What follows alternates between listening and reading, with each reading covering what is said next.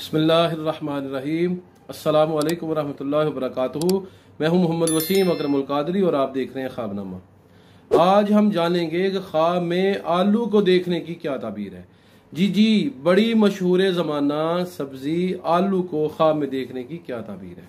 अगर किसी आदमी ने ख्वाब में आलू को देखा कि बहुत शरीं है, बेहतर है और खूबसूरत है, तरोताज़ा है, तो ये माल मिलने की और बीमारियों से निजात पाने की अलामत है।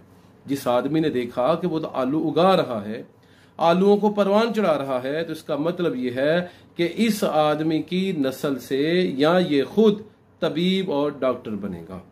ख्वाब के अंदर जर्द आलू देखना ये तबाही, बीमारी और तकलीफ की अलामत है, जबकि ख्वाब के अंदर सही और अच्छे आलू देखना जिनकी रंगत आम रंगत हो और जिस तरह के आलू अमूमन लोग उगाते हैं उसी तरह के आलू उसने देखे हों, तो ये ख्वाब इस बात की दलील है कि इस आदमी को माले दुनिया मुयस्सर आएगा।